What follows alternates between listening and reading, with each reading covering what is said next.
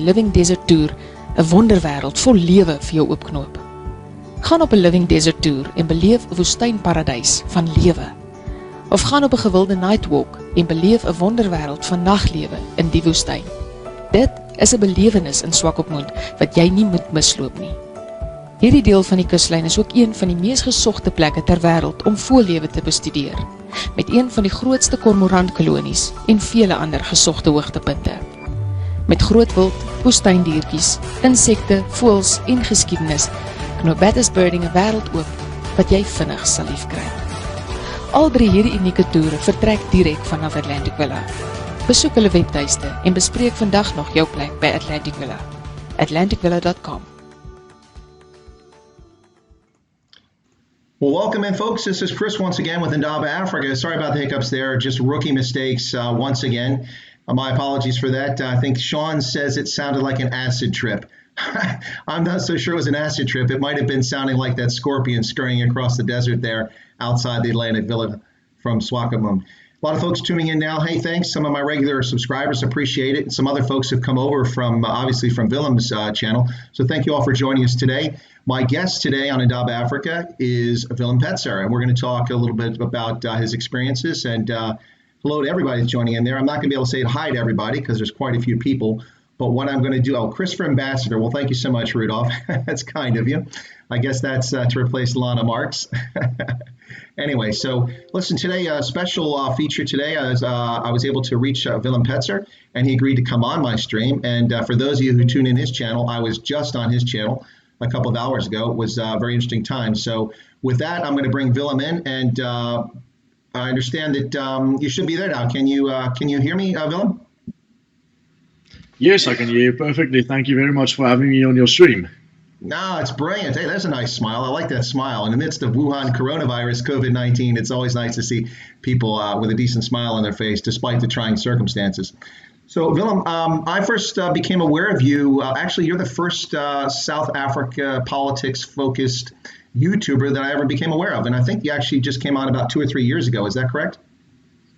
Well, it was 2 years ago when I made a video because I was just like, I was really angry at that stage about the farm murders and the fact that these things are taking place and our government are pretending like nothing's wrong with this country. And I just decided maybe I've got the talent to speak and I've got the confidence to speak. I never struggled with any confidence, so maybe I should start a channel and speak about these things, because if I'm not going to speak about it, who is? And that was what my idea was back then. And then I made that first video about farm murders, and I made a few videos about the mainstream media in South Africa and how they manipulate and twist the truth. And that was about my first 5 videos, and then I didn't expect many people to watch it, to be honest, and the next thing I knew I was viral, and thousands of people were subscribing to my channel, and suddenly I was someone, and all these other YouTubers like Ronaldo, who has been going for like 12 years now, invited me to come debate on their channels and so on, and suddenly I was bursted into the public sphere in South Africa. Well, indeed you were. In fact, saw you written about in the popular press, the newspapers and media, a lot of attention around you when you stormed on the scene there. But like I said, I didn't really pay much attention to YouTube videos before I actually came across your video. Quite by accident, when I was out exercising, you know, my phone popped up, and YouTube, I must have pushed it, and it had it on there because I have interest for Southern Africa. So it was kind of cool, actually. And I really hadn't followed you that much, although I did follow some of the news stories. But it was fascinating to see you on there. One of the things I found interesting is that you seem to be a very strong advocate for Afrikaans culture and Afrikaans language, and also for rural farmers and the rural security situation. Am I accurate in that description, or am I off there? No, I think that could be an accurate description. I would say that I've fought many causes on my channel and on my own. One of those causes would be farm murders. I've been very vocal about them, and I've endured a lot of attacks Another cause that I have is like the squatter camps that I'm trying to reach out to right now, especially during this coronavirus lockdown, which hits them especially hard. And then, of course, Afrikaans language and cultural issues, where the language of Afrikaans are being um, vilified and explicitly forbidden at universities and schools and so forth. I've been against that as well, and I've been trying to advocate for the language as well. So I would say all of those things are quite true as well. No, it is quite interesting. From outside of South Africa, when you think of South Africa and you think of Afrikaans in education, your attention goes to Stellenbosch. You think that's the premier Afrikaans medium university. But as I understand, that's not even the medium language of instruction there anymore for many of the coursework. Much of it's done in English now. Isn't that correct? Yeah, all of it's in English now. They've completely removed Afrikaans from the university there. And they've done it from all of the universities. There were, I think, if I'm not mistaken, it's about 14 universities in the country which was Afrikaans as its first language and as its medium of education. And over the course of the last 3 decades, they have removed every single one of them and made every single one of them into a English university, and in some other places they have combined the Afrikaans university with the English university in the area. An example of this would be the University of Johannesburg, which is actually quite a few Afrikaans universities that were joined into one university that became one big English university.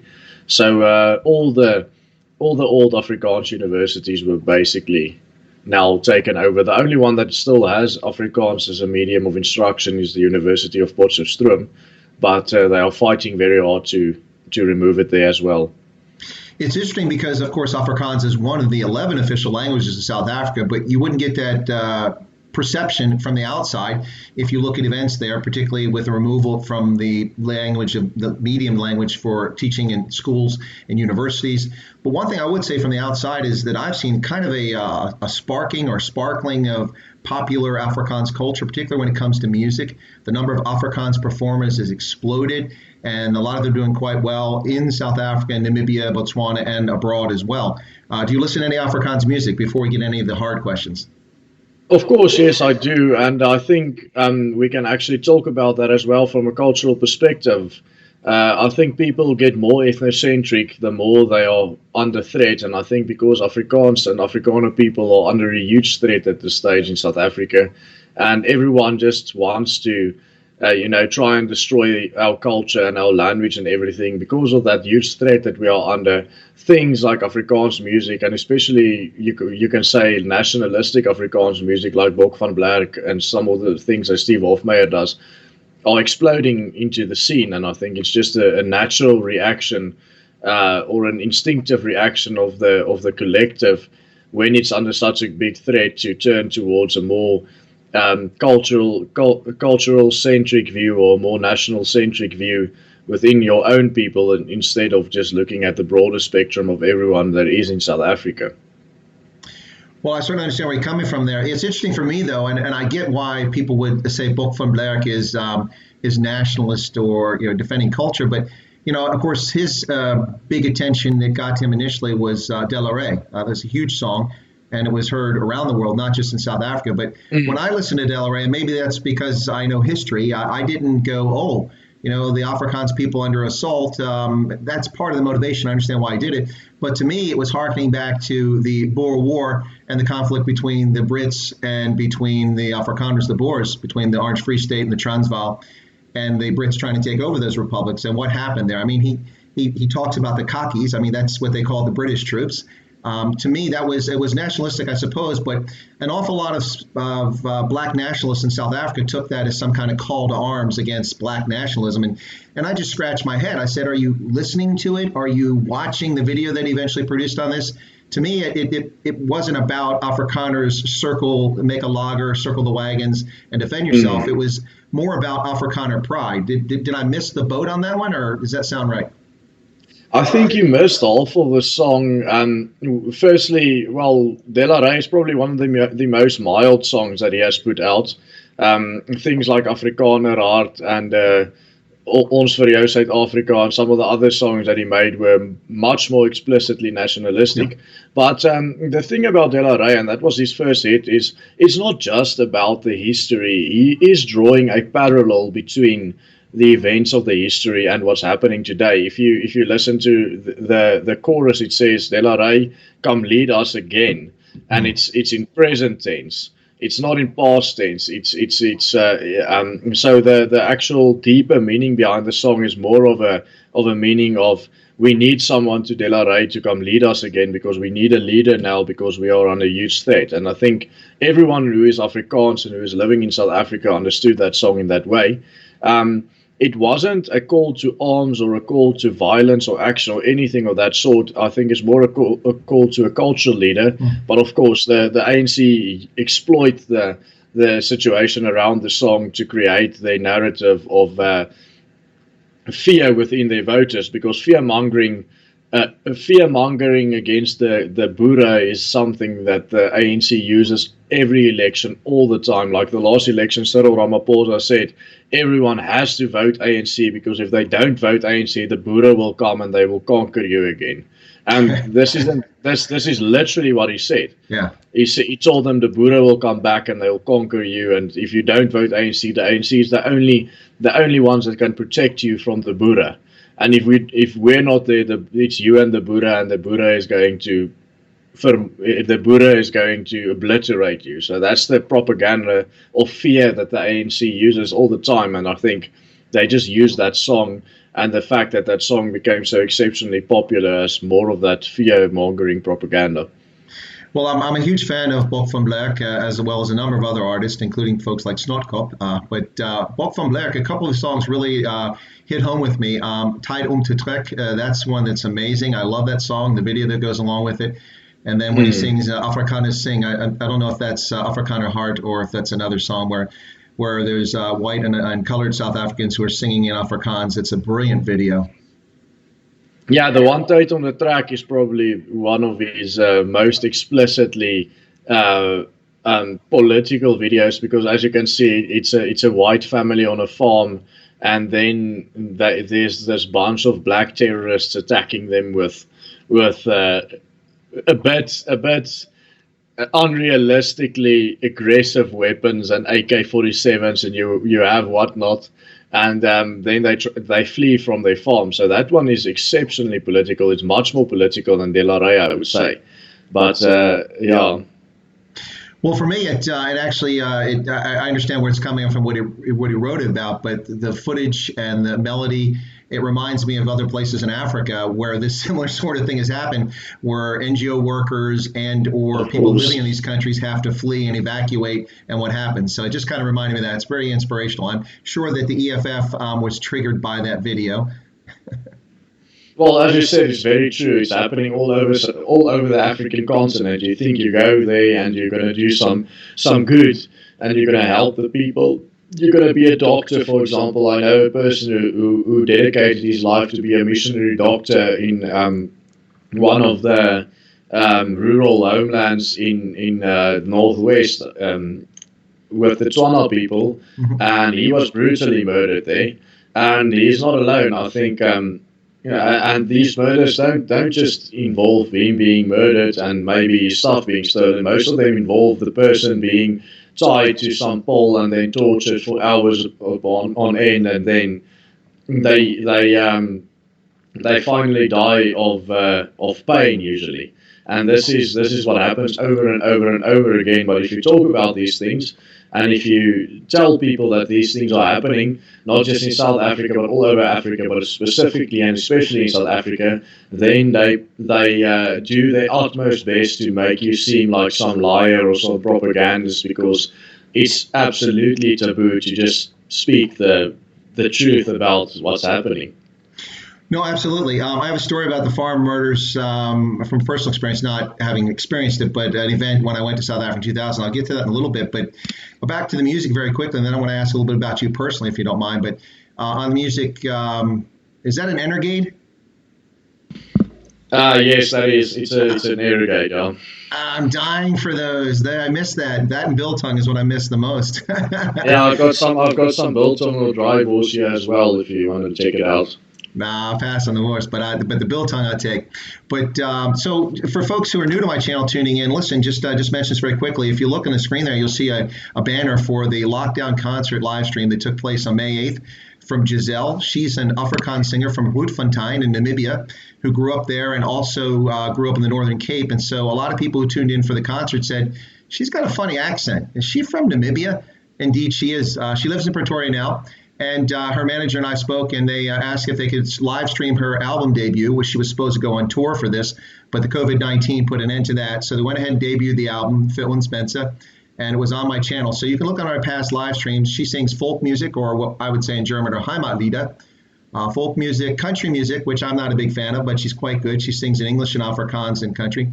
And then she does Afrikaans pop. So you should check her out on my stream or just go find her on Facebook or on the internet. Anyway, so that's up there. Now she's got an amazing and stirring song, Philens Mensa. She sings about Afrikaans, Die Taal is in ons bloed. It's an amazing song. You guys should check it out. But I just wanted to mention that very quickly since I got that banner up there to explain why it's there. So on the farm murders, before I get to that, let me ask you this, Willem. So what's your background? I mean, are you a farmer? Are you an IT guy? Are you a cardiac surgeon? What is it you do for a living, or what have you grown up to do? What's your avocation? Well, when I always had family on the farm and so on, and so I grew up on more than one farm as we've been there on all of my holidays and so on and so forth. But I grew up in the city, and then after matric I studied veterinary medicine, and then I started studying theology in 2019. So because I thought that it would be better, or that it would be better suited for my calling to have a what do you call it, an opleiding. Let me just get the English word. Have an education in theology, because I think that corresponds well to my calling for my people here in South Africa. So I'm studying part-time theology, and then part-time I'm doing this YouTube channel and social media and stuff, and then also I'm busy writing a book. If you translate the title to English, the book's name would be Where to Now Afrikaner, or it would be like the Latin word Quo Vadis. And inside that book I lay out a plan for Afrikaners to survive South Africa, and the only way that we can actually survive in South Africa with the harsh antagonism that are being perpetuated against us. So that's what I'm busy with now, and yeah, that's what I'm doing at the moment.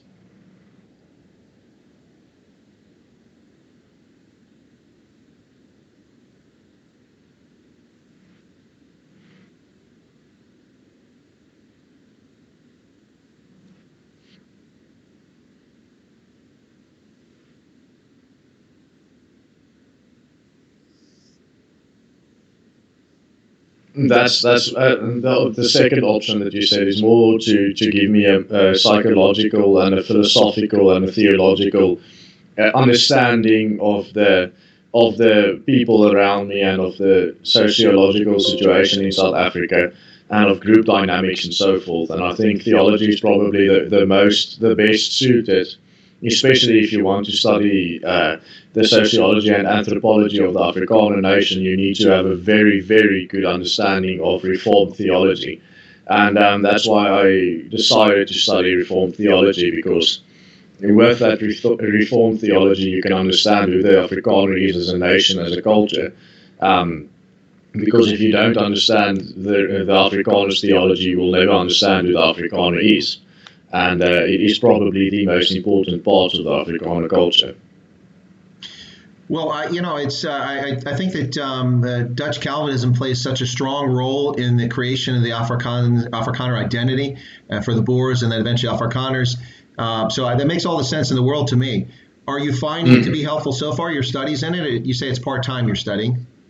Yes, definitely. Like, for example, I'm studying a professor called Henk Stoker right now. He lived just over 100 years ago. He lived through the Boer Wars, and he wrote his philosophy on who the Afrikaner is after the Boer Wars, and that was his big contribution to the intellectual realm of Afrikaans. And I think he's probably the best philosopher that the Afrikaner has ever had, and he captures the soul of the Afrikaner nation so well. And these things definitely helped me with my own studies and with my own research and writing this book for the Afrikaner as a way to cope with what's going on around us. That I wouldn't find any other field of study to do anything in that sense.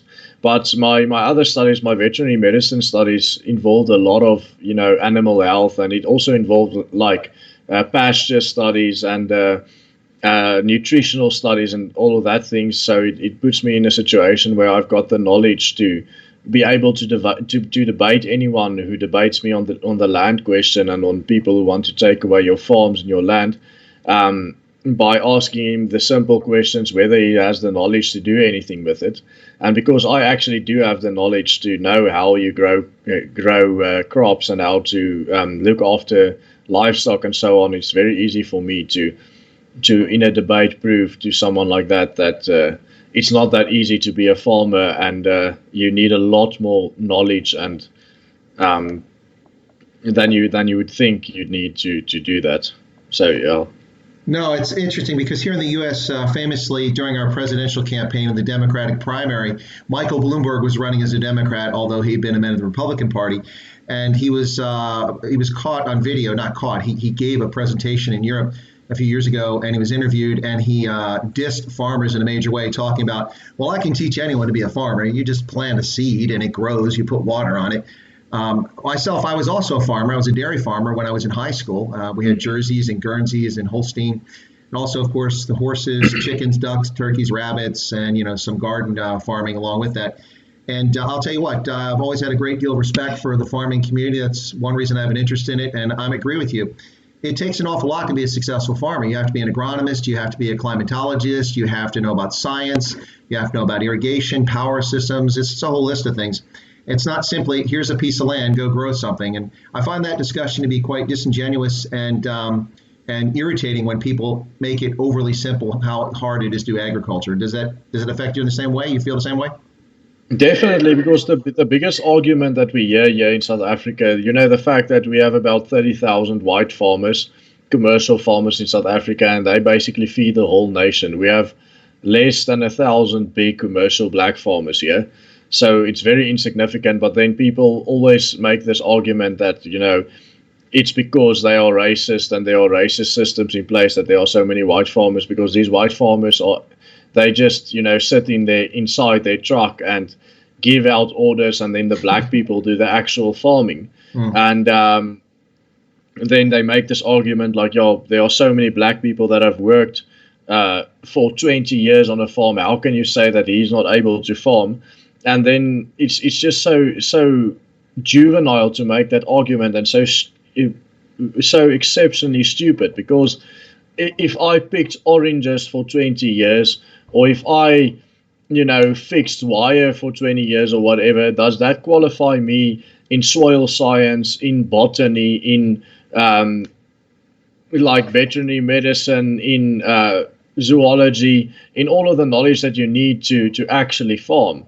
I mean, you can't just have a bunch of animals and let them walk around and eat grass and not be able to know what the grass is and what species of grass it is and what the nutritional value of every species is. And if it eats this amount of this species, how long can you keep it on this piece of land until you need to move it to another one and rotate your grazing and all of that.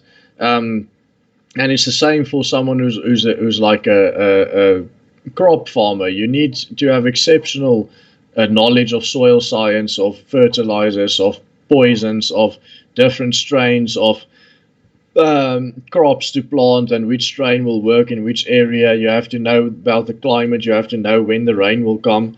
All of that stuff. Just picking the oranges won't give you that knowledge, and it won't be able to make you a farmer.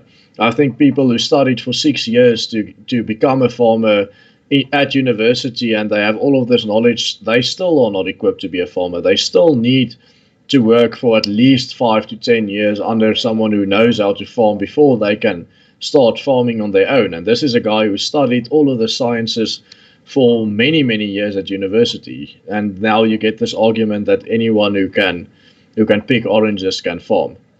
No, absolutely. I think it's very disingenuous. I mean, when you're in a farming community, farming culture, you grow up with it. Here in the U.S., we have things like 4-H, which is a series of clubs in rural communities about farming and also animal husbandry and things like that. But in our high schools, we have the Future Farmers of America, FFA, which is a club that people get in who are becoming farmers. And then most of our farmers go to university here in the U.S. these days. I mean, you go to university, get some sort of degree that is applicable for becoming a farmer. I would argue that for most farmers in the 21st century doing modern farming, it's a vocation, not a vocation, a profession. It's almost white collar in some respects. You're tilling the soil, but you have to have the skills that white collar people have in order to be successful. Of course, yes. Yeah. So, especially if you want more than holistic farming, you need to have very good knowledge of chemistry and so forth. So, yeah. Well, there's a couple of comments here. Christoph Havanga, who gave a super chat on your program, so I'm going to mention his comment because I don't have super chat on here enabled. He says, it's the same as a clerk claiming to be the CEO of any company. And Jack Sparrow, I guess that's the guy from the pirate movie there, is tilling crops do not make you a farmer, just a laborer. And by the same token, for a comparison that makes sense for me, being an infantryman doesn't mean you're qualified to be the Joint Chiefs of Staff head as a 4-star general. Just because you served 30 years in the Army doesn't mean you're qualified to do every job the Army has. So I think those are apt comparisons. Yeah, that's a very good point you make with the Army, because there are many people who spend 30 years in the Army and never rank up to anything significant. And then you just have to admit that not everyone has the ability to ever rank up. Not everyone can be taught to be a general. It's just 1 or 2 people, or 3 or 4 people that you will know in your entire life who's got it in him to become a general in the Army. And that's the big problem with the ideology that we are sitting here with, this ideology of equality, because this ideology says that no matter who you are and no matter what special gifts the Lord gave you when you were born, you should be able to become that general. And it's patently different from the Christian worldview, where you thank God that, I've got the IQ to become a general. I'm not going to be a troop for the rest of my life. And as I said, maybe 5 in a million people can actually say that. No, I agree with you. It's the problem is that, and we have this here in America going on too, and we've seen it in Europe over the past 20 years or so as the European Union developed. We see a situation where it's a question of the ANC is trying to achieve equality of outcomes as opposed to folks who are focused on equality of opportunity. If everyone has an equal and fair opportunity to apply their God-given talents, their hard work, their perseverance, their ingenuity, that's a different situation than simply trying to make all of us dumb, poor, and starving, which seems to be the objective of leftists and progressives the world over. I think we probably agree on that one. I think the problem is it goes much deeper than that, because you say it's equality of outcome versus equality of opportunity. But if you look at this ideologues, especially the leftist ideologues on the hard left, they would argue that if there is total equality of opportunity, then the outcome for everyone will be exactly the same. And if there isn't an equality of outcome, then it is a sign that there is no equality of opportunity, because they cannot ever admit to the fact that some people are just born with more in them than other people are born with, and some people are just born with the ability to become something much greater. The great German poet Johann Wolfgang von Goethe said that we love young girls for who they are, but we love young boys for who they promise to become. And it just illustrates this point to you that an individual, even when he's only a young boy, a little boy who's running around playing with his toys, he already shows promise to become something great, or he doesn't. And the fact is that thousands of people don't, while 1 out of that thousands of people actually do show the promise to become something great. And that's something that you can't ever fit into the ideology of socialism or communism. Right. Well, the point I'm making is not that I don't buy the leftist or progressive argument that it's truly about equality of outcomes. But that's the theology they create for themselves, because there's no such thing as equality of outcomes. It doesn't work that way in the real world. That's not the nature of human beings. So I don't agree with it. I'm just saying that it's a direct opposition for those who look at equality of opportunity, so that everyone gets a fair chance. I mean, ostensibly, the horror of apartheid was that people were treated unfairly and unequally, and that needed to be corrected. Well, apartheid is gone. The system is in place. People should be able to make equal fairness opportunity, but we see it going quite the opposite direction. Well, let me ask you this question. So you said that you study veterinary medicine. My mother wanted me to be a vet. We had a horse, and her eyelid got caught on a nail. We had a home fire, and we moved to another place, and I was told to go in and clean this old barn out, a paddock where she would stay at night. And I couldn't see because it wasn't lit, and I missed a nail. It was hanging off. And so there was a lightning storm. She was frightened, and she cut her eyelid. And if you know about horses, that's just bone under there. There's nothing to stitch it back to. So the vet came out. My mother was all excited for me to become a vet. And that's a very lucrative profession here in America. You make a lot of money as a vet. Anyway, the vet came out, and he looked at it, and I said, "What are you going to do?" He said, "Well, we're going to take care of it." And he took out his scalpel, and he cut her eyelid off. And I'm like, "What are you doing? Aren't you going to stitch it back?" He goes, "To what?" And that was the end of my interest in being a vet. So you actually practice veterinary medicine, and if you do, how is that? No, I never practiced veterinary medicine. I only studied, but I never finished all the things that you have to do in order to become a full qualified vet here. I never did practicals or any of that. I just did some theoretical studies. But during my studies as a vet, I already felt this calling to become one can almost say a leader within my community.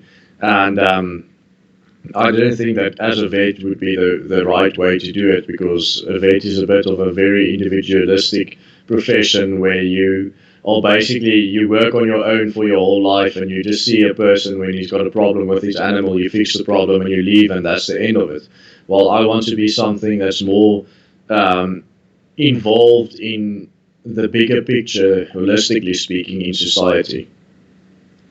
No, that makes sense. Some nice compliments to you here on this side. My Afrikaans isn't brilliant there, but PsychDoc, I think, said something very nice complimenting you there, Willem. But so when we talk about land, of course, what's often overlooked about land is that much of the land that people want, who don't have land, is usually for residential property. They want to build a house in an urban area or something like that.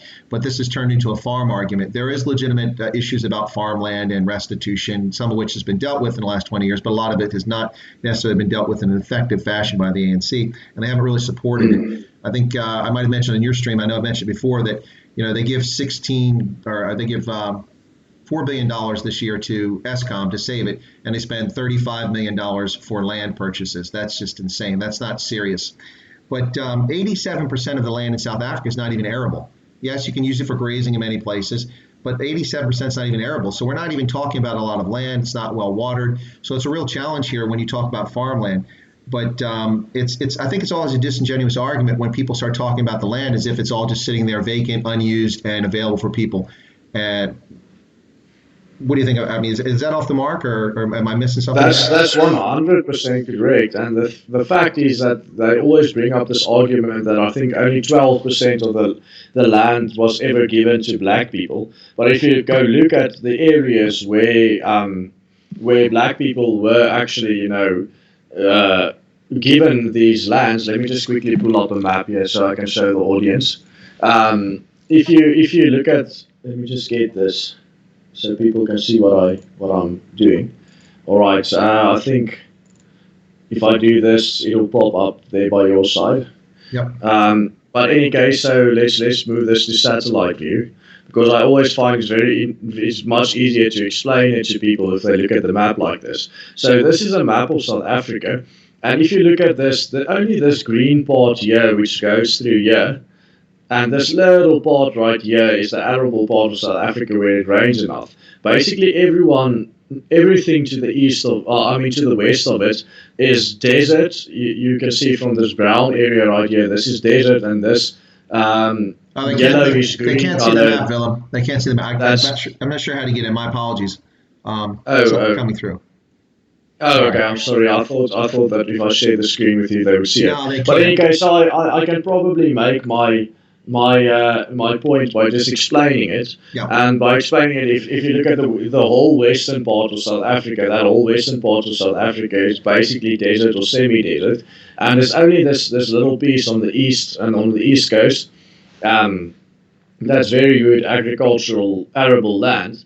And if you look at the map of, if someone wants to put it up, the map of the homelands, the black homelands, you will see that all of these black homelands fall into the area that is actually good arable, farmable soil, especially places like the Transkei is built on the most fertile soil in the South African country. So that argument is really stupid because they say that they couldn't become farmers because they didn't have the land, but they actually had the majority of arable farmland of the places that actually are wet enough and what's the word? Let me just get it. Fertile enough. The soil is fertile. Yeah, fertile enough to actually farm. So that argument is a bit of a fallacy in that way. No, absolutely. Well, also, the whole thing, I don't know if we're going to get into it here, but because that would take a lot of time, but we've broached on the topic. But the whole discussion about land is disingenuous because at CODESA, the Convention for Democratic South Africa, all parties agreed on what I consider a reasonable point in time, 1910, because there was no South Africa before that. It was a collection of British colonies, African kingdoms, and independent Boer states like the Free State, Natalia briefly, and of course the Transvaal. So there was no South Africa before that. It was just a geographic location. So the Union of South Africa Act by the British Parliament creates in 1910. So everybody agreed in 93, 94, 92 that there would be no land claims prior to that. And that's reasonable. Otherwise, you're the Palestinians claiming that, the Jews don't belong in Israel, but they were there 5,000 years ago. So who came first? And as I've told a lot of people, if we want to play this game, then everybody except the Khoi San can footsec and get out of South Africa because you all came after the Khoi San. They were there before the Europeans or the Bantus. But yeah. Well, exactly. And if you take that argument a little bit further, the South African government is so very, very proud of the fact that the so-called cradle of humankind is in South Africa. So this means that everyone originated in South Africa, so everyone has a claim to this country. So that argument is exceptionally stupid. Of course it is stupid. Yeah, it's one that I make all the time. I wrote an article 2 years ago about land and poverty in South Africa. It's on LinkedIn, free if anybody wants to look it up, in which I put forward an argument about how people being disingenuous when they talk about white monopoly capital and about land distribution and the dates. Hearing this nonsense about Jan van Riebeck stole my land. No, he didn't steal your land. You weren't alive then, unless you have an amazingly long lifespan. He didn't take your land. Anyway. Exactly. But not to get down that rabbit hole because it's quite a direction we can go. But back to the farm murders, because I know that's something that is a topic very near and dear to your heart. So for me, in 2000, I took a trip to South Africa and I traveled all over the country on this particular trip. And on the way there, I was reading the Wall Street Journal on my flight from Europe to South Africa to Joburg. And there was an article in there talking about this heartbreaking story about a Norwegian retiree who had moved to South Africa and had bought a disused farmstead in KwaZulu-Natal. And he bought it and brought it back. He was like 68 years old when he got there, a retiree from Norway with his wife. He got the farm working. He hired about 30 Zulus to work on the farm, paid their wages every week. And he would go into town to the bank and collect the money and pay them on the weekend.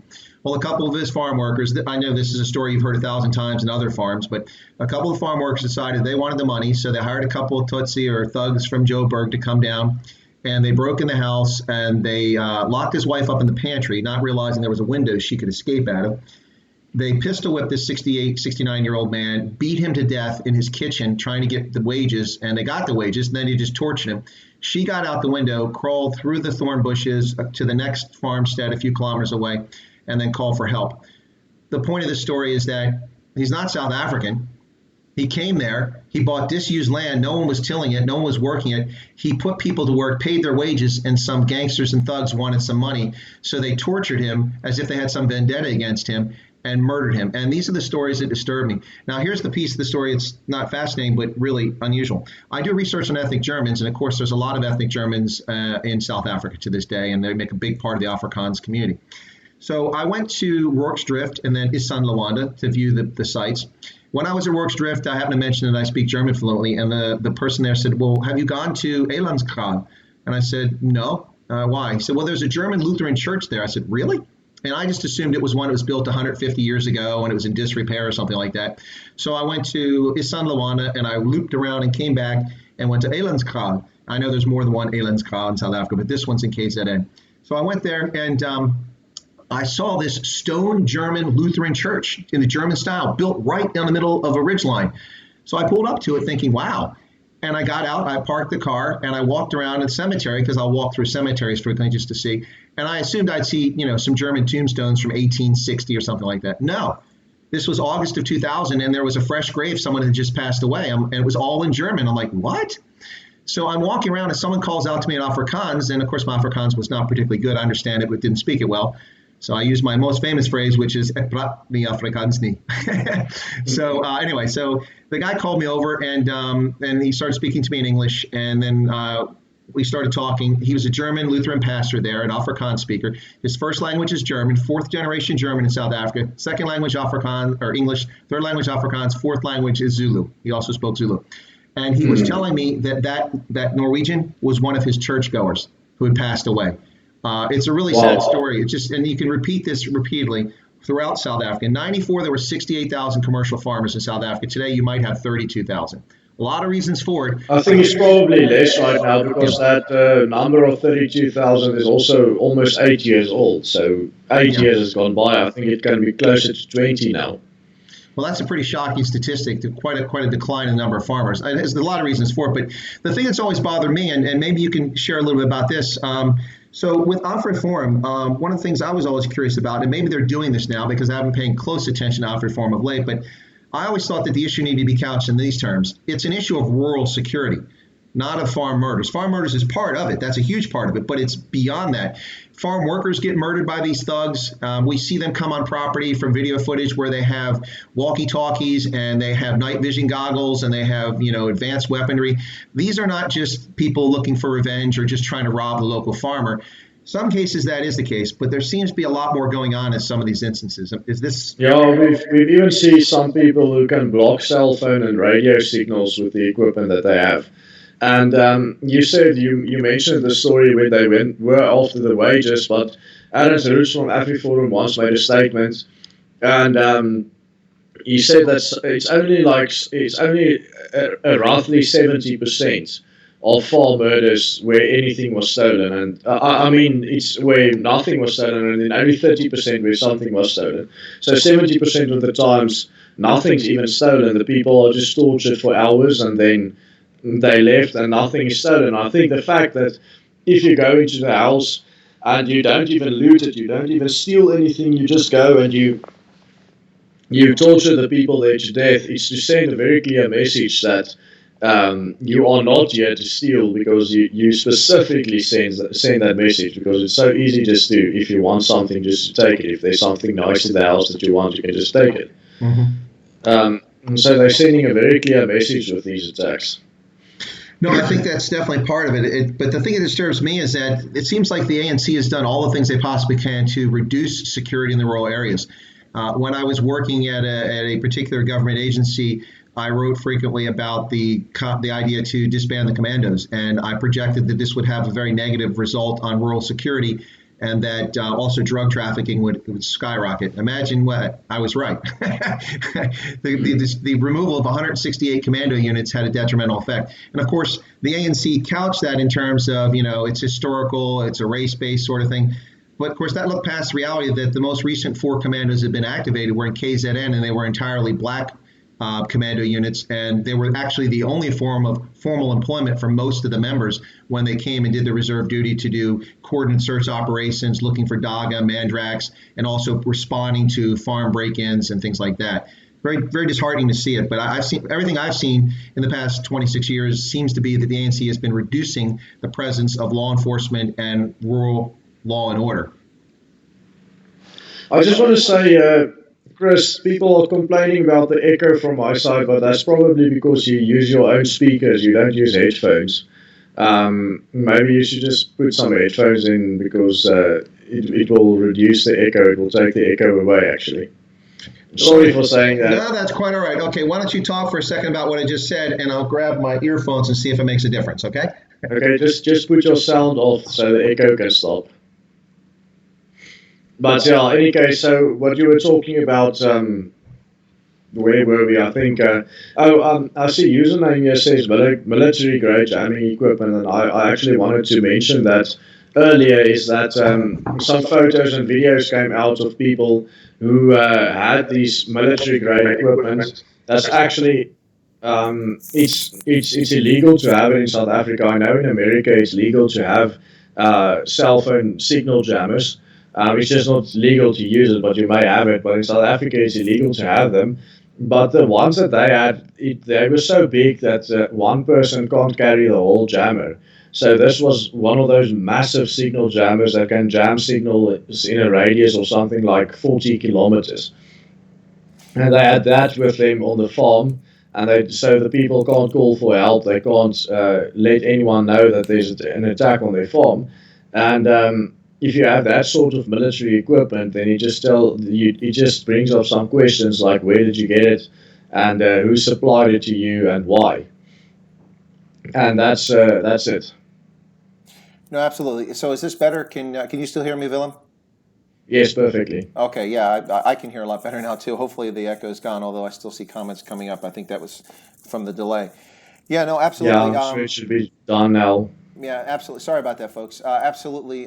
That's people acquiring things they shouldn't have is really a disturbing question. But to me, the issue of rural security, having been a farmer, knowing how far you are isolated from law enforcement. I mean, we have counties in America where the sheriff is 2.5-hour drive from a farm.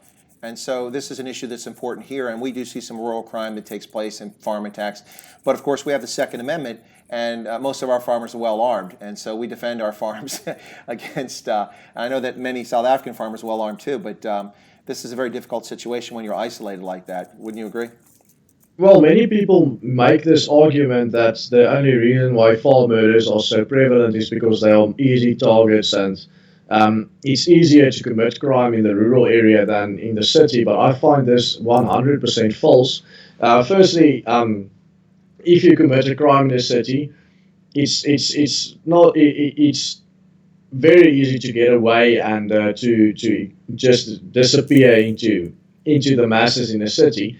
But you can't just disappear in a rural area. When you committed a crime and the people are after you, it's almost impossible for you, if you are 2.5 hours drive from any city or any town, to disappear.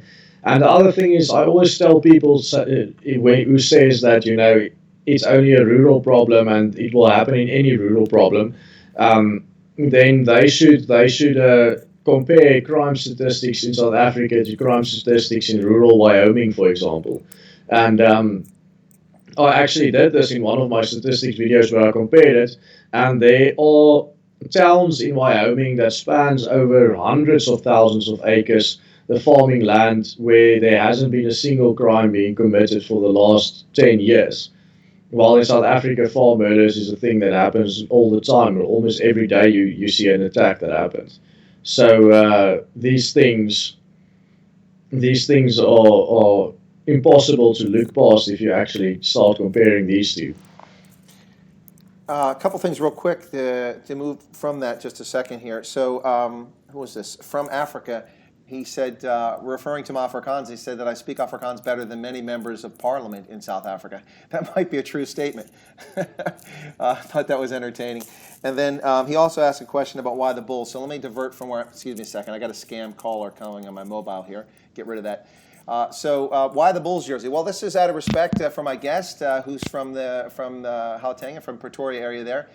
So I'm wearing a Blue Bulls jersey. For those who watch my stream, my thing is whenever I do a stream or I do a prepared video, certainly, what I do is I have a rugby jersey up and usually a rugby scarf. If you look behind me, you'll see that on this side, this is South Africa versus New Zealand, the dreaded All Blacks from Yokohama, a game that I was present at and deeply disappointed in the outcome. But it doesn't matter because we walked away with the trophy at the end, so that's fine. We got the Web Elves. On the other side is the Bull. Whoops, where am I at? This side. Oh, here you go. The Bull. Wait, wrong side. There you go. Here's the Bulls. I'm not a Bulls fan, although at times I've enjoyed them in the past, particularly when Victor Matfield and others were playing there. I'm a Western Province Stormers supporter, for those who don't know, and I'm a massive rugby fan. I've been to the Rugby World Cup, the last 6 of them, I think. 2011, New Zealand. 2014 for the women in Paris. 2015 England, 2017 for Ireland for the women, 2018 the Sevens World Cup in San Francisco, and 2019 Japan. So I'm a huge rugby fan, and the Springboks are my favorite team. Anyway, but I'm wearing the Bulls because my guest is from the area. And I've been to Loftus many times. In fact, I bought this at Loftus, this jersey. So that's what that. I'm not going to wear a Lions jersey. Somebody asked if they could get me a Cheetahs jersey. I'll wear it if you get it, because Billy LaRue used to play for them. He's one of my favorite players. But anyway, if somebody could get me a Greek shirt, I'd love that. Those are hard to come by. Anyway, and then there's a lot of, I'm sorry. Yeah, anyway, yeah, so, all right, so yeah, off of that. So I just want to get those few comments in there very quickly. So what drives you these days, Willem? I mean, what gets you excited? I mean, I've seen a couple of your recent videos. Maybe we can talk about those before we close out. I saw the one on the Bianca story about the young girl as a young kid doing tweets and how that was blown up. And then the other one I saw was the squatter camp story about the disgusting performance by a pretend journalist from SABC attacking someone for living in a squatter camp and accusing him of being racially isolated. And my thought was, I'm sorry, are you angry because this elderly poor gentleman lives in a camp where mostly old age poor white pensioners live and they're not integrated? So you would prefer that black people live there and be poor too? Is that what you want? No, I think let's start with the whole Bianca incident. So she was a contestant for Miss South Africa, and when she was like 14 years old, she obviously went through a phase where she thought it was very cool to speak in this ghetto speak, this Nicki Minaj, Kanye West type of speak, and she had this a lot of tweets where she made jokes in ghetto language, in which she used that Reddit N-word of yours, and well, not as in a racial way, but in a I'm a cool hip hop fan girl type of way. And these things happened like 7 years ago, and now someone has pulled them up again, and she basically destroyed her career as a model in South Africa. And I just thought that this points to two things. Firstly, maybe you should teach your daughters it's not cool to be a gangster rapper, and she shouldn't go out and pretend like she's some gangster rapper all the time, and because this is the outcome of it. And on the other hand, it just shows you how people are willfully willing to misunderstand something that someone said just in order to hurt them as much as possible. And the other topics that I talked about was these white squatter camps, and I had to go there because they were being discriminated against because of this. During the lockdown, when they didn't receive any food parcels, and I just thought by myself, the least I can do is buy a bucket load full of food and take it to them, and maybe that will inspire some other people to do the same. Because these people really need food now. They don't have an income. Usually they are craftsmen and they make stuff which they sell, which is their income. But now they can't sell any of it, so they have zero income. And that's the reason why I made these videos. Just to inspire other people and to show them what's going on and to inspire them, to go to these white squatter camps as well. And maybe if you have 1,000 rands or 2,000 or 3,000 rands laying around, which you can use to help your people, go to the store, buy some food, and just drop it off there. So that's what the last week or so was about. No, well, that whole video, I mean, it's just the lunacy of the questions of the pseudo journalist, and he's not a journalist. He's a talking head who's taking his talking points from someone, asking the most inane question. These people live in abject poverty in a squatter camp, and you're angry because other people don't live there with them in the squatter camp. I mean, if they lived in a gated community and they were turning people away from coming to their community, that's a different story. But we're talking about people in abject poverty. It just really disturbed me. So I really appreciate that you took the time to make that video and to point out the hypocrisy of what was going on, because it gets to people outside the country, and I think people need to be aware of this. It's just ridiculous. So now, you talk about giving charitable donations, but what we've seen in the past several weeks under this draconian lockdown that the ANC has imposed with no rationale behind it at this point, the science doesn't support the actions they've taken. What we've seen is ordinary South African citizens and Christians in particular who are going out of the goodness of their heart trying to help others who are less fortunate, and they're being arrested and harassed by the police and by the military. Have you come across that anywhere, or are you aware of that happening? I'm sorry, you cut out for a second. I'm not aware of what happening. So what I said is that, as you mentioned now, giving charitable donations to help the less fortunate in this Yeah. lockdown.